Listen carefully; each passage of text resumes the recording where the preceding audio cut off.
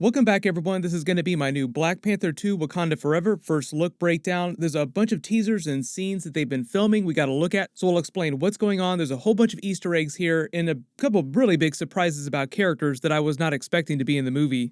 If you're new to the channel, be sure to subscribe to get all the videos. They'll be filming the movie for a while, so we will be getting a bunch more scenes from the movie, learning a lot more about what's actually going on with the film. You may have also seen that it is the anniversary of Chadwick Boseman's passing, so may he rest in peace. A lot of the cast and crew have been posting fond memories of him, and obviously Kevin Feige and Ryan Coogler, the director, has spoken a lot about how they're going to use the plot of Black Panther 2 to honor both Chadwick Boseman's memory and the memory of T'Challa, because they will not be recasting the character. And one of the new scenes that we've gotten a look at is in honor of Chadwick Boseman's memory, like there's a big Easter egg honoring his memory. So if you look here, this is just the normal throne room from the Black Panther movie in Avengers Infinity War, but what you might notice is that there's a brand new inscription on the pillars here that was not in the Black Panther movie or Avengers Infinity War. The inscription here is written in their main Wakandan language. They actually have multiple dialects that they speak around the nation of Wakanda, but Wakandan is kind of like their common language that they all speak on top of all the dialects. And in their language, the inscription reads, "Rest in power, King T'Challa, our hero. It has been an honor, Wakanda forever."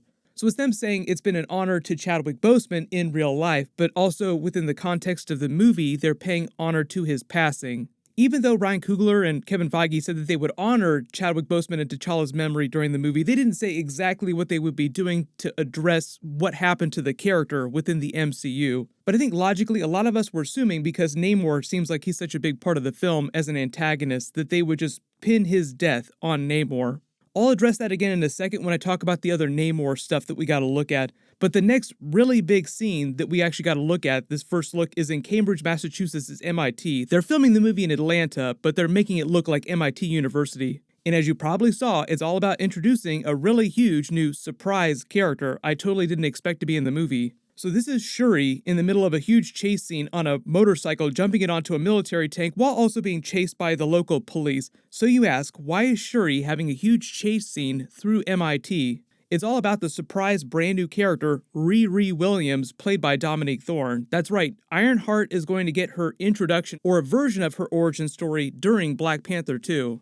This is a scene of Shuri and Okoye spying on her from a distance, just trying to figure out what her deal is. Like you can see Dominique Thorne's Riri Williams just walking across campus in the middle of the day. And this is what she's actually going to look like during the movie. They haven't said how big her character is supposed to be during the film, but these scenes that they're filming here are scenes taken directly out of her origin story with a few minor changes. In the comics, she was an MIT undergrad in their engineering program, and getting to the Iron Man of it all, because she kind of flows from the Iron Man mythology in the comics. The whole connection between her armor and Iron Man, their characters.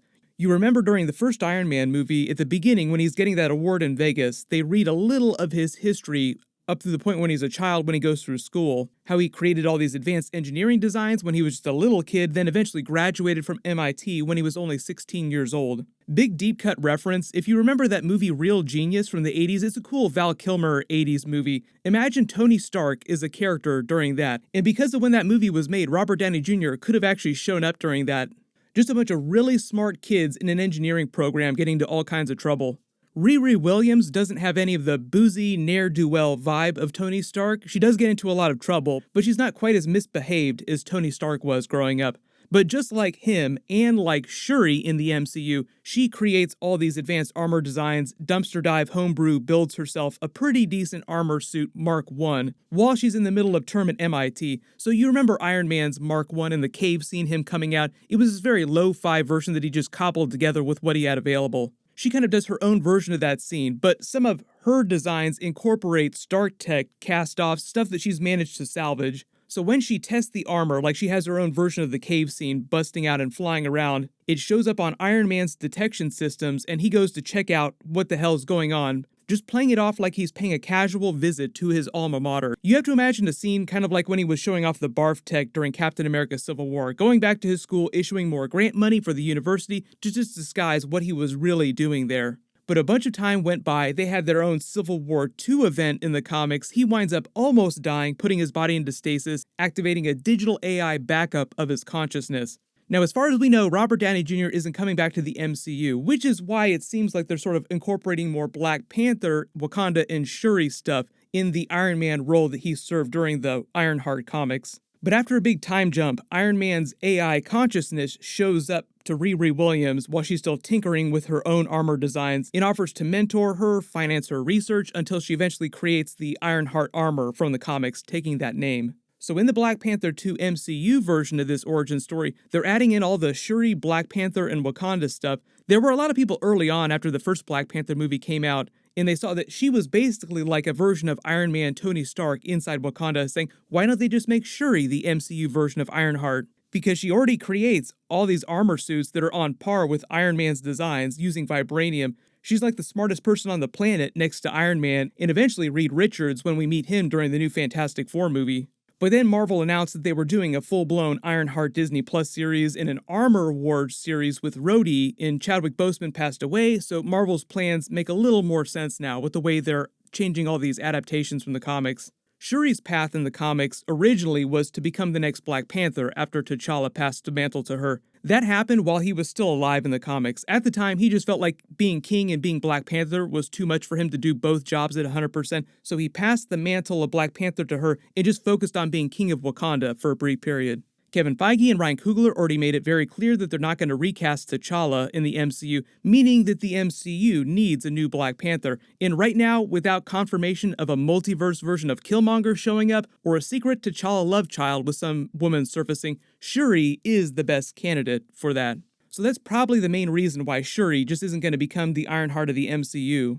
But clearly what it seems like they're changing about Ironheart's backstory is that instead of Iron Man's digital consciousness showing up to peep what she's doing with Stark Tech armor designs, it's Shuri and Okoye showing up to see what she's doing with her technology. Because this is MIT and this has a deep connection to the Iron Man character and so much of her character flows from Iron Man in the comics, I said there'll probably be some Easter eggs for Iron Man during all this. Like Tony Stark did fund a bunch of free education for a ton of kids at MIT and other big schools, ton of scholarships. So it's possible that MCU Riri Williams got into MIT on a version of the Stark Industries internship program, like the big Spider-Man joke. The internship started out as a fake thing, just an excuse that they used to trick Aunt May before she learned the truth about Peter working with Iron Man and the Avengers. Then inside the MCU movies, they actually turned the joke into a real thing, taking those funny pictures to help provide some plausible evidence to hide Spider-Man's identity. Turns out that didn't work too well, but they did wind up using this funny picture as an emotional call to action for him during Avengers Endgame to solve the time travel riddle. But because he's dead in present day, and Robert Downey Jr. doesn't seem like he's rushing to come back anytime soon, they're using Shuri, the Black Panther characters, as part of Riri Williams' origin story. So when she eventually creates her full Ironheart armor, like her version of the Mark 3.0 in the comics, it'll probably be more inspired by vibranium and Wakandan technology. Like they're shifting her character from more of an Iron Man character to more of a Black Panther character. And they'll probably connect the Ironheart Disney Plus series with the Armor Wars series, bringing it back around to the Iron Man of it all. But the Armor Wars series will mostly be based on the original comics, during which Justin Hammer buys a bunch of illegal copies of Iron Man's armor designs, including the really advanced models. They keep bringing back those Marvel Phase 1 characters like the Abomination, so they might bring Justin Hammer back for the MCU version of Armor Wars. But I'm expecting Rhodey to cameo during the Ironheart series when they get to that, like his cameo scene during Falcon and Winter Soldier, so I'm also expecting Ironheart to then show up during the Armor Wars series at some point. But moving into more of the Black Panther versus Namor of it all, the new Namor stuff that we got to look at recently is them filming more underwater scenes for the movie for more of the Atlantean stuff. I've already done a bunch of videos about Namor in the movie, so I'll link them below in the description. There have been a bunch of reports about Tenoch Huerta from Narcos Mexico playing their MCU Namor, and them playing it as more of an antagonist in the MCU. Them doing Namorita, along with a couple Atlantean warlords from the comics. So the way they're just presenting his character, it really does seem like they intend on paying off that Easter egg from Avengers Endgame when Okoye ignored the quote-unquote underwater earthquake. Reading on those tremors? It was a mild subduction under the African plate. Do we have a visual? How are we handling it? Net. It's an earthquake under the ocean. We handle it by not handling it. Turns out maybe she should have checked that out.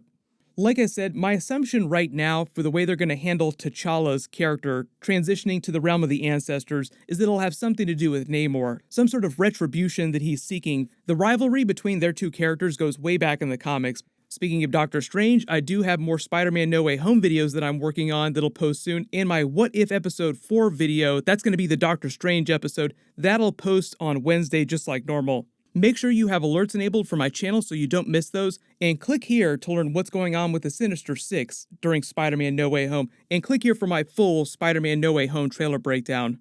Thank you so much for watching, everyone stay safe, and Wakanda forever.